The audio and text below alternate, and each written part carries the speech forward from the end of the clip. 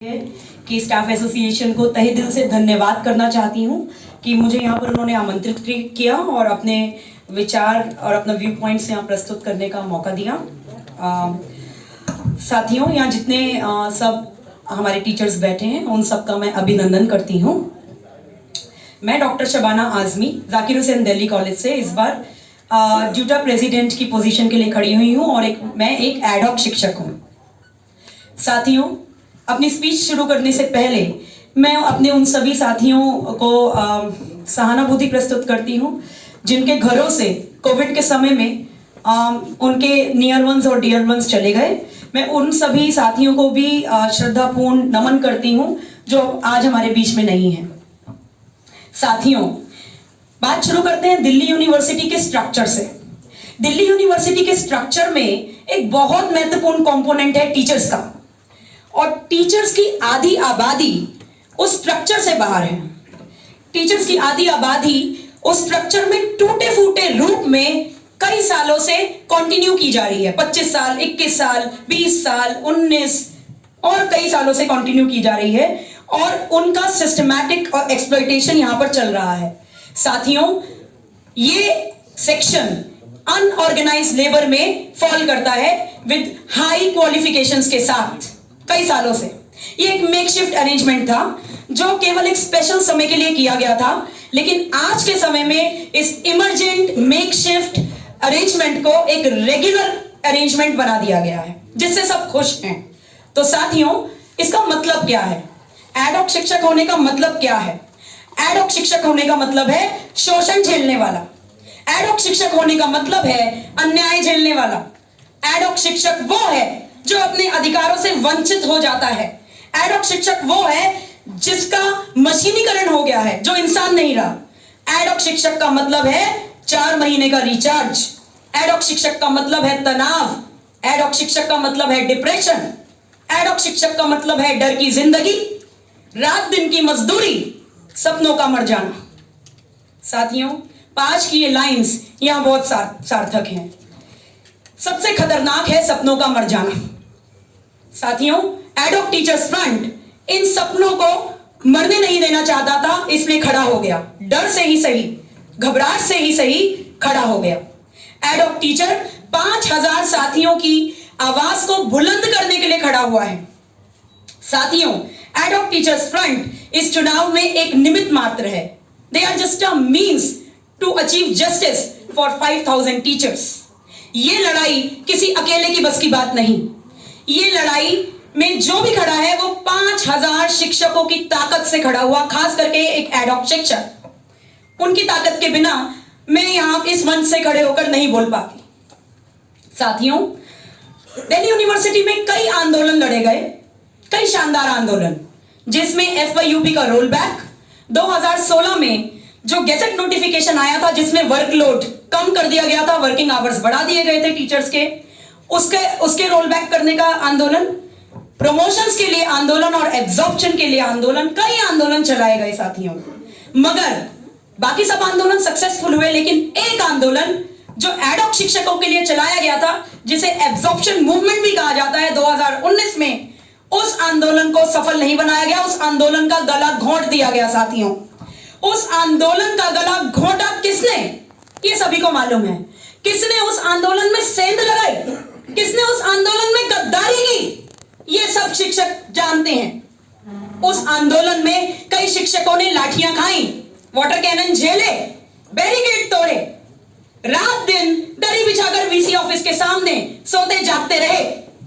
कौन थे वो लोग? याद कीजिए, जो उनको वहां से उस धरना स्थल से हटाने की बात करते थे, जो उस आंदोलन को तोड़ने की बात करते थे, हर रोज, लगातार, बार बार, हर GPM में। कौन थे जो 5000 शिक्षकों की नौकरी का गला घोट रहे थे साथियों? उन्हें याद कीजिए। साथियों, एडहॉक शिक्षक कोई भी आंदोलन हो दौड़ा चला जाता है। किसी भी शिक्षक संगठन की आवाज लगे या ड्यूटा की आवाज लगे तो वो बैकबोन बनके फ्रंट में उस आंदोलन पर खड़ा होता है साथियों। भारी संख्या में बाहर आता है, लेकिन जब वो अपने न्याय की लड़ाई लड़ता है, उस न्याय की लड़ाई को लड़ते लड़ते उसे थकाने की बात की जाती है। साथियों, ये वो कौन लोग हैं जो उसको थकाने की बात करते हैं? इस पर ध्यान दीजिएगा। साथियों, उस आंदोलन में कुछ शिक्षक ऐसे भी थे जो रात दिन सोने जागने का, वहां रहने का, जो शिक्षक वहां पर रहे उनका मजाक बना रहे थे, ये कहते हुए कि एब्जॉर्प्शन तो नहीं हो सकता, ये तो एक लीगल प्रक्रिया है, ये हो ही नहीं सकता, आप यहां क्यों बैठे हैं। साथियों, वो ड्यूटा के इस शानदार मूवमेंट को डिस्क्रेडिट करना चाहते थे, एब्जॉर्प्शन मूवमेंट को वो कमजोर बनाना चाहते थे। तो साथियों, ये रवैया जब आप वोट करने जाएं तो जरूर ध्यान रखिएगा, नौकरी के सपनों को तोड़ने वाला रवैया जरूर याद रखिएगा, एडहॉक शिक्षकों के मुद्दों को दबाने और खत्म करने वाला रवैया जरूर याद रखिएगा। साथियों, एब्जॉर्प्शन मूवमेंट से जो सबसे बड़ा एक अचीवमेंट हमको मिला वो था 5 दिसंबर का लेटर जो ministry of human resource development ने रिकॉर्ड ऑफ डिस्कशन के जरिए दिया था। साथियों, उसमें कई मुद्दे थे और एडहॉक शिक्षकों के हितों के कई मुद्दे, जैसे कि ईडब्ल्यूएस का एक्सपेंशन और जैसे कि टिल परमानेंट वाला लेटर, हमें उससे जीवन दान मिलता यदि वो यूनिवर्सिटी में, हर कॉलेजों में और हर विभागों में लागू होता। लेकिन साथियों, शर्म की बात है, मुझे अफसोस है कि वो लेटर तक लागू नहीं होने दिया गया, उसके लिए कोई प्रेशर नहीं बनाया गया। और 5 दिसंबर के लेटर में सिर्फ एक मुद्दा अभी तक क्लिंच हुआ है, वो है प्रमोशंस का। मैं अपने परमानेंट साथियों को बधाई देती हूं कि उनका प्रमोशन हुआ है, लेकिन रोजी रोटी का सवाल भी ध्यान में रखना चाहिए था। उस एक साल में कम से कम वो टिल परमानेंट वाला लेटर तो सब एडहॉक शिक्षकों के हाथ में होता, जो कोविड से जूझ रहा है, जो अपने माँ बाप को लेकर दिन रात हॉस्पिटल के चक्कर लगा रहा है, उसको क्लास से मुक्ति मिलती, उसको छुट्टी मिलती, लेकिन वो नहीं मिला। साथियों, इसलिए 5000 एडहॉक शिक्षकों ने खुद ये तय किया है कि वो अपनी लड़ाई खुद लड़ेंगे, क्योंकि न्याय की लड़ाई कभी उधार की लड़ाई नहीं होती, न्याय की लड़ाई हमें खुद ही लड़नी पड़ेगी। हम सभी शिक्षक संगठनों को देख चुके हैं कि वो क्या रवैया हमारे प्रति अपनाते हैं, वो कॉम्प्रोमाइज करते हैं, जो भी लीडर्स चुनकर आते हैं वो हमारे मुद्दों पर कॉम्प्रोमाइज करते हैं और सब मुद्दों को क्लिंच नहीं कर पाते, वो सिलेक्टिव फाइट्स लड़ते हैं। साथियों, आपकी फाइट, आप पर अटेंशन उनका जीरो है, बिल्कुल नहीं है, ये ध्यान रखिएगा। साथियों, हम सब एडहॉक शिक्षक, उनके लिए केवल एक वोट है, बस एक वोट, इंसान नहीं। वे नौकरी के मुद्दे को बनाए रखना चाहते हैं, वे चाहते हैं कि उनकी राजनीति की रोटियां हमारे इस एब्जॉर्प्शन के मुद्दे पर सिकती रहे, इसलिए वो कभी भी हमारी पक्की नौकरी नहीं होने देंगे। साथियों, इस बार चुनाव में वही रिप्रेजेंटेटिव आए जो एडहॉक टीचर का दर्द साझा करता हो, और क्योंकि जाके पैर न फूटे भिवाई, वो क्या जाने पीर पड़ाई, हमारा दर्द वो नहीं समझ सकेंगे क्योंकि उनके पास वो सब कुछ है जो हमारे पास नहीं है। साथियों, मैं चाहती हूं इस मंच से कहना कि जब ड्यूटा मजबूत और शानदार ड्यूटा अगर आप देखना चाहते हैं, वो शानदार और मजबूत जब होगा जब 5000 शिक्षकों की आवाजें और भागीदारी उसमें शामिल होगी। अभी तक एक भी एडहॉक शिक्षक इस डेमोक्रेटिक सेटअप में, इस डेमोक्रेटिक ऑर्गेनाइजेशन में हिस्सा नहीं है।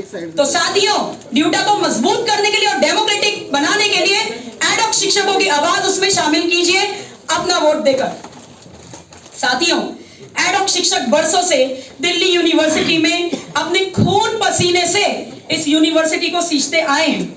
डीयू का रैंक टॉप 10 यूनिवर्सिटीज में है और इस यूनिवर्सिटी को बनाने में रात दिन एडहॉक शिक्षकों का खून पसीना शामिल है। साथियों, बड़े अफसोस के साथ कहना पड़ता है कि ये वेल क्वालिफाइड कैलिबर्ड टीचर्स, जिनके पास यूजीसी द्वारा रिक्वायर्ड क्वालिफिकेशंस हैं, ये सारे टीचर्स, बड़ी हैरानी की बात यह है कि इन सारे टीचर्स की मेहनत को जीरो कर दिया जाता है। इन सारे ए ग्रेड टीचर्स की नौकरी को छीनने के लिए कई चिट्ठियां एडमिनिस्ट्रेशन से घुमाई जाती हैं और एडमिनिस्ट्रेशन के दोस्त भी इन चिट्ठियों को लाने में शामिल रहते हैं। 28 अगस्त की एक ऐसी ही चिट्ठी जिसमें एडहॉक्स का गेस्टीकरण करने की प्रक्रिया शामिल है, सारी एडहॉक पोजीशंस को खत्म करके उसमें उन सब टीचर्स को गेस्ट बनाने की प्रक्रिया शामिल थी। सारे शिक्षक संगठन ये दावा करते हैं कि उन्होंने वो चिट्ठी वापस करवाई, पर मैं कहती हूं कई कॉलेजों और विभागों में ऑलरेडी एडॉक्स का गेस्टीकरण हो गया है, उन पोजीशंस का गेस्टीकरण शामिल है।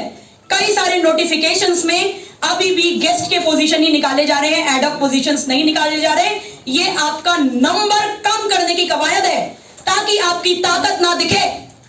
नंबर तो 5000 ही है, इससे ज्यादा ही बढ़ेगा, इससे कम नहीं होगा। साथियों, गेस्टीकरण आ गया है, मैं पूछना चाहती हूं कि इसके लिए जिम्मेदार कौन। साथियों, दिल्ली विश्वविद्यालय में पिछले एक दशक में केवल 600 से 700 पोस्टें भरी गई, कई कॉलेजों में और कई विभागों में 10 साल के अंदर। और जहां जहां पोस्टें भरी गई वहां वहां मास डिस्प्लेसमेंट हुआ है। मैं हाल फिलहाल का एग्जांपल लेती हूं, कंप्यूटर साइंस और लॉ फैकल्टी, वो लोग कहां हैं जो चले गए। मास डिस्प्लेसमेंट हुए कंप्यूटर साइंस डिपार्टमेंट में 100% और लॉ फैकल्टी में 80% डिस्प्लेसमेंट हुए हैं। साथियों, मैं आपसे पूछती हूं, यदि ये प्रक्रिया यहां 1 महीने बाद या 1 साल बाद शुरू हो जाए तो क्या आप आपको अपने आप को इस सिस्टम में देखते हैं। साथियों, इस मंच से मैं पूछना चाहती हूं कि बदलते स्क्रीनिंग क्राइटेरिया का मतलब और मकसद क्या है। और आज से 5 साल पहले स्क्रीनिंग क्राइटेरिया कुछ और था और आज कुछ और। स्क्रीनिंग क्राइटेरिया ही क्लिंच नहीं है साथियों, तो आपका परमानेंट कैसे होगा। इस मंच से खड़े होकर मैं पूछना चाहती हूं कि इस स्क्रीनिंग क्राइटेरिया में एग्जिस्टिंग एडॉक शिक्षक की जगह कहां है। वो बचेंगे नहीं बचेंगे, कौन आपको आश्वासन दे रहा है कि वो बचेंगे। जो दे रहे हैं क्या वो कहां लिख कर देंगे कि एक भी डिस्प्लेसमेंट नहीं होगा। साथियों, यहां खड़े होकर लेकिन मैं आपको आश्वासन देती हूं, यदि कोई ऐसी कवायद हुई, यदि इंटरव्यूज हुए रेगुलराइजेशन के नाम पर और एक भी डिस्प्लेसमेंट हुआ, साथियों वहां हम लड़ मर पड़ेंगे, अनशन पे बैठ जाएंगे, गुहार लगाएंगे, सड़कों पे निकलेंगे, स्टॉल करेंगे, लेकिन एक भी डिस्प्लेसमेंट नहीं होने देंगे। साथियों, ये मैं इसलिए कह रही हूं कि ये खुद मेरी नौकरी का सवाल है, तो मैं कैसे दूसरे की भी नौकरी जाने दूं। साथियों, नए स्क्रीनिंग क्राइटेरिया में एग्जिस्टिंग एडॉक शिक्षकों को कोई रियायत नहीं। तीनों लेवल में एग्जिस्टिंग एडॉक शिक्षक बाहर होंगे, पहले लेवल से लेकर दूसरे से तीसरे। आप जानते हैं 3 कौन से लेवल्स हैं। 5 दिसंबर के लेटर में ये रियायत दी गई थी, तो 5 दिसंबर का लेटर इंप्लीमेंट क्यों नहीं करवाया गया। अब हमारे पास वो रियायत भी नहीं। मैं पूछती हूं, कौन सी पार्टियां और कौन से शिक्षक संगठन शामिल हैं इस कवायद में कि 5 दिसंबर का लेटर कॉलेजों में ना पहुंचे और सारे एडॉक्स हमेशा एक स्लेव की तरह, एक मशीन की तरह खड़े रहें, चाहे वो कोविड से ग्रसित क्यों ना हो, चाहे उनके घर में कोई चला भी क्यों ना जाए, वो दूसरे दिन वहां खड़े रहें, चाहे उनके पास मैटरनिटी लीव हो ना हो, वो दूसरे दिन अपनी ड्यूटी आकर ज्वाइन कर ले। क्या 5 दिसंबर के लेटर से ये नहीं मिलता हमको। साथियों, मैं आश्वस्त करना चाहती हूं कि ये स्क्रीनिंग क्राइटेरिया नहीं माना जाएगा और इसके लिए भी आंदोलन होगा। और आंदोलन में सबसे पहली डिमांड रहेगी 5 दिसंबर के लेटर को इंप्लीमेंट करवाना। साथियों, 2019 के एडॉक शिक्षक एक ऐतिहासिक आंदोलन के बाद भी कुछ शिक्षक संगठनों का यह मानना है कि एब्जॉर्प्शन नहीं हो सकता। वो मोडालिटी और लीगैलिटी की बात करते हैं, वो हमसे पूछते हैं रोड मैप बताइए एब्जॉर्प्शन कैसे होगा। तो साथियों, आपको इस बात से मैं आश्वस्त कर दूं कि एब्जॉर्प्शन की बात खुद उमा देवी केस में सुप्रीम कोर्ट ने कही है और ये कहा गया है कि उस केस में, आप पढ़िएगा, नेट पर अवेलेबल है, कि अनयूजुअल सिचुएशन में, हम सब अभी अनयूजुअल सिचुएशन में साथियों, क्राइसिस सिचुएशन में है, अनयूजुअल सिचुएशन में रेगुलर इंटरव्यूज को हटाकर कर्मचारियों को सरकारी नौकरियां दी जा सकती हैं एब्जॉर्प्शन के द्वारा। उसमें ये शब्द भी है, एब्जॉर्ब। साथियों, कई सरकारी संस्थान जैसे कि MHRD और मिनिस्ट्री ऑफ एजुकेशन और UGC, सब जगह ये बात मानी जा चुकी है कि एब्जॉर्प्शन हो सकता है। 1 टाइम रेगुलेशन चाहिए, वो सरकार देगी। तो सरकार पर दबाव किसने बनाया अभी तक उस 1 टाइम रेगुलेशन के लिए, मैं इस मंच से पूछना चाहती हूं। साथियों, एब्जॉर्प्शन पहले भी हो चुका है, आप जानते हैं, राजस्थान में, वेस्ट बंगाल में, उत्तर प्रदेश में, उत्तराखंड, सिक्किम, पंजाब की सरकारों ने यह किया है। तो मैं कहती हूं कि सेंट्रल गवर्नमेंट भी ये कर सकती है, सिर्फ दबाव बनाने की जरूरत है, मजबूती से वहां खड़े रहने की जरूरत है। 1 मिनट और। साथियों, सभी शिक्षक संगठन कहते हैं कि पहले NEP के लिए लड़ाई कीजिए। NEP के लिए लड़ाई कैसे करेंगे जब हमारे पास नौकरी होगी तब। मैं कह रही हूं NEP और रेगुलराइजेशन के बीच, एनईपी के अगेंस्ट लड़ाई करने की बात करते हैं, क्योंकि ये प्राइवेटाइजेशन ले आएगा। शिक्षा और शिक्षकों और छात्रों के विरोधी ये नीति है। मैं ये कह रही हूं कि एनईपी और रेगुलराइजेशन के बीच में है एडहॉकिज्म। एडहॉकिज्म अपने आप में एक प्राइवेटाइजेशन है। पहले आप इस प्राइवेटाइजेशन को खत्म कीजिए, स्टेज 1 से शुरू कीजिए, उसके बाद बाकी सारी प्राइवेटाइजेशन की लड़ाइयां जरूर लड़ी जाएंगी। एडहॉक शिक्षक हमेशा आगे निकल कर आया, सारी लड़ाइयां लड़ी है, ये लड़ाई भी लड़ेगा। हर तबके की लड़ाई एडहॉक शिक्षक लड़ेगा। ये ठेका प्रथा यहां से खत्म होनी चाहिए। साथियों, क्योंकि मेरा समय खत्म हो चुका है, बस मैं एक पॉइंट और कहकर अपील करते हुए अपनी बात खत्म करूंगी कि मेरे यहाँ जितने एडहॉक शिक्षक हैं और परमानेंट शिक्षक साथी यहाँ जो बैठे हैं, खास करके महिलाएं एडहॉक साथी, जब आप अगली बार 26 नवंबर को वोट देने जाएं, जरूर अपनी अंतरात्मा से पूछिएगा और उस चेहरे को याद कीजिएगा जिसके चेहरे पर 4 महीने में टेंशन की लकीरें तैरती हैं।